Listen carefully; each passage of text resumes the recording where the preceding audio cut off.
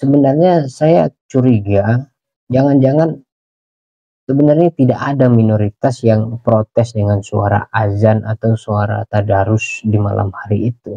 Ini hanya sensasi belaka oleh Kemenak gitu ya.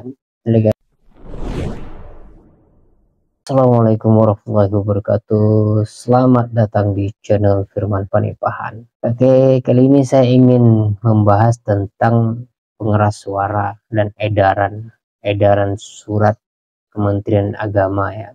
Surat edaran dari Kementerian Agama tentang pengaturan penggunaan pengeras suara, khususnya di bulan suci Ramadan ini.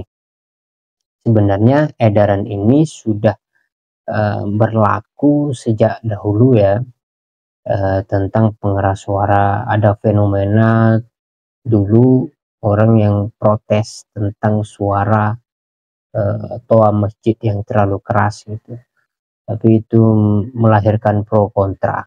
Masyarakat kita ini sangat suka sekali pro dan kontra gitu ya, ada yang mengutuk, ada yang sama sekali tidak setuju, ada yang toleran, dan ada yang ekstrim toleran gitu. Jadi banyak sekali kondisi masyarakat kita ini, dan kita terus tetap eksis sebagai Indonesia dan bersatu. Itu luar biasa ya, sebagai negara yang besar dengan berbagai macam polemiknya kita itu.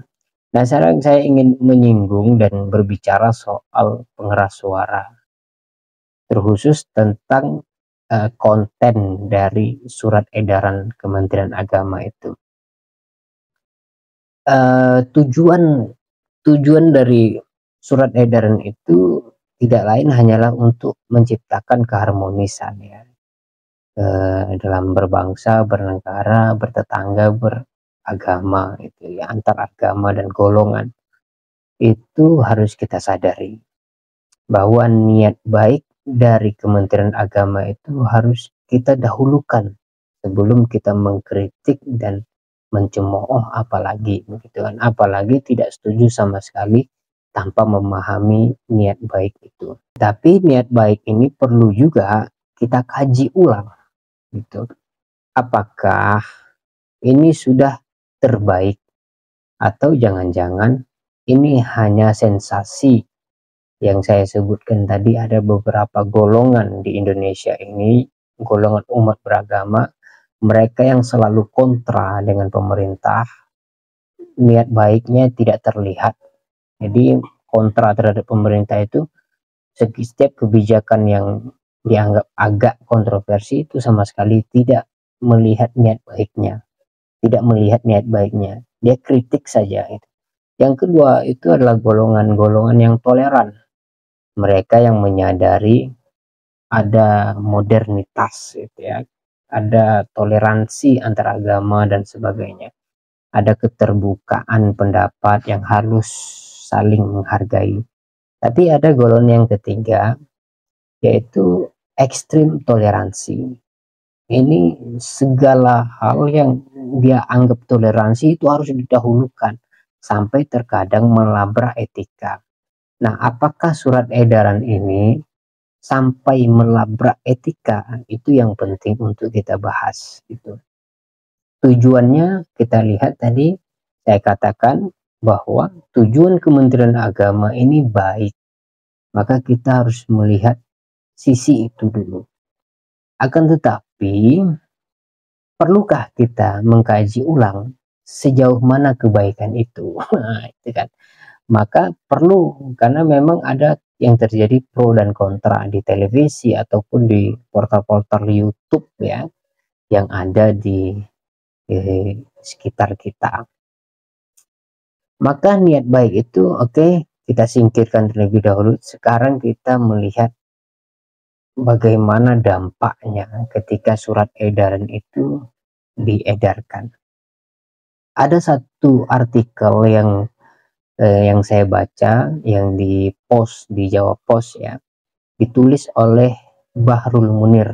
Ini bagus sekali tulisannya.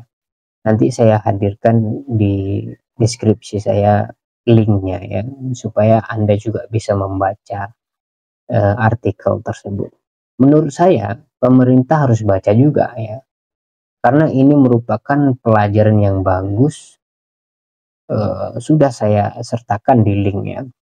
Dalam artikel tersebut dipaparkan sebuah data menarik tentang telinga. Ini apa hubungannya sih pengeras suara dan telinga? Nah, ini tentu berhubungan gitu kan.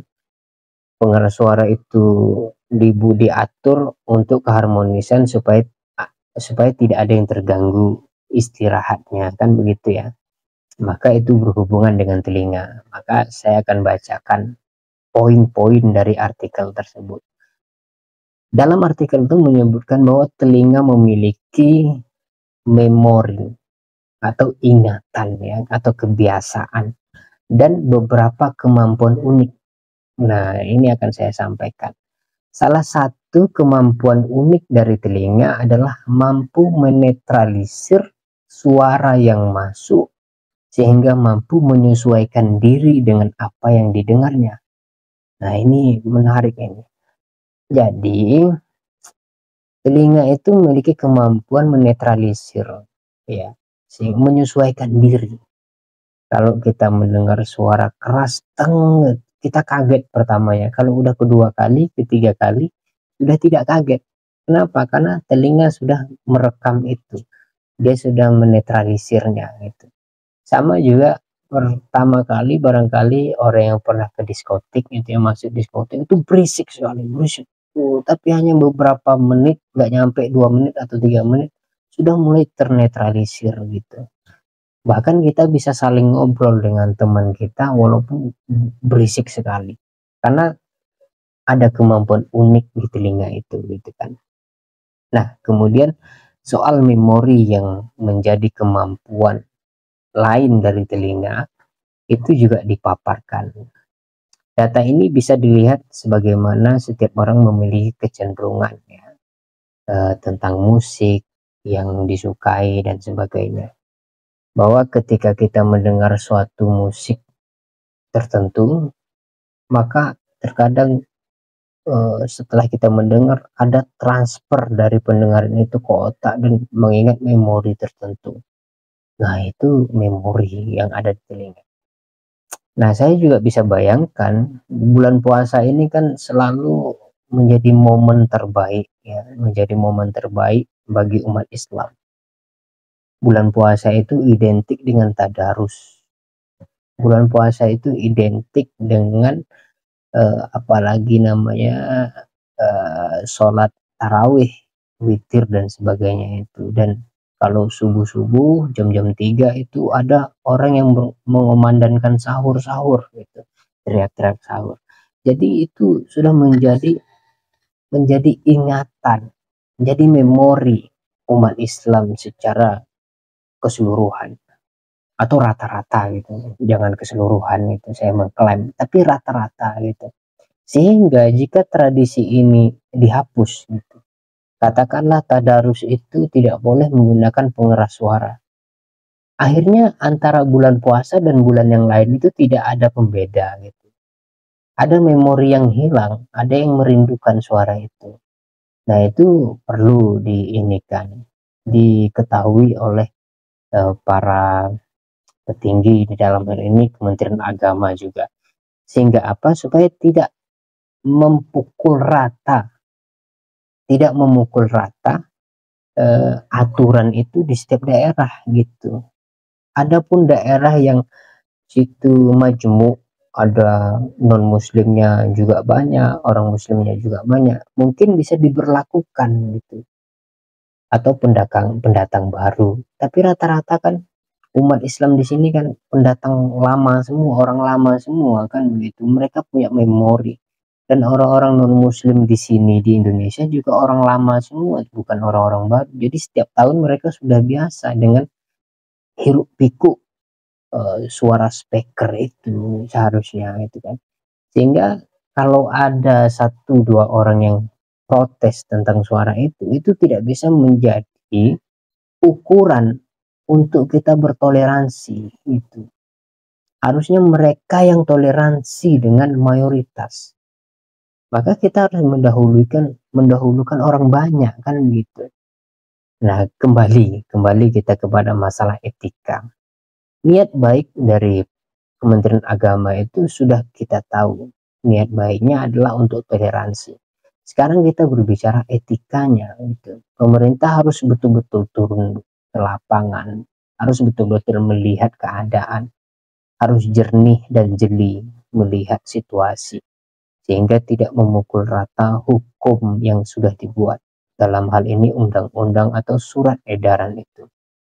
Ya, surat edaran itu bukan undang-undang, mohon maaf, tapi anjuran gitu kan. Ini bisa memicu konflik. Kenapa? Karena itu tadi soal memori ingatan setiap orang, setiap desa dan setiap kampung dan setiap masjid dan sekitarnya memiliki memori bahwa di bulan puasa itu identik dengan tadarus, identik dengan suara yang keras dari masjid, identik dengan eh, kalimat sahur-sahur di setiap malam gitu kan. Maka kalau itu dihapus maka akan terjadi ketidakstabilan gitu. Nah, adapun protes-protes yang dilakukan oleh orang-orang kecil, oh bukan orang kecil, tapi minoritas yang sedikit, bisa jadi mereka adalah pendatang baru. Etikanya setiap pendatang baru harus menyesuaikan diri dengan tempat yang dia datangi. Maka kita harus menerima istilah di mana langit dijunjung, di mana bumi dipijak, di situ langit dijunjung.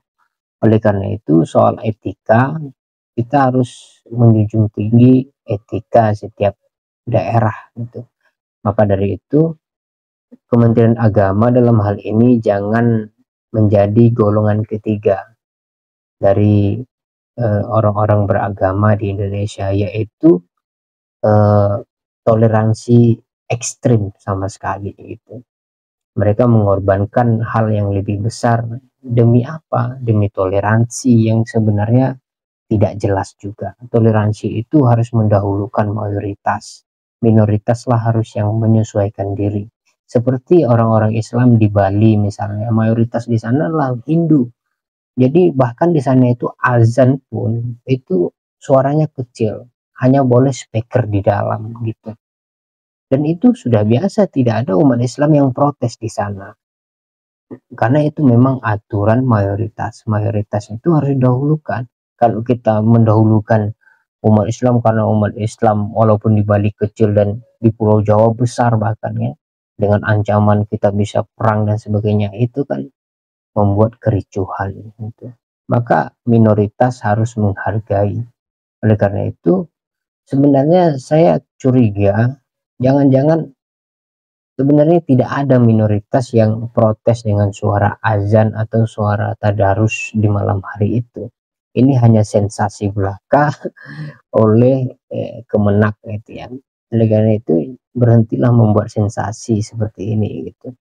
Kita sudah cukup hidup rukun sesama bangsa dan antar golongan serta perbedaan-perbedaan yang ada.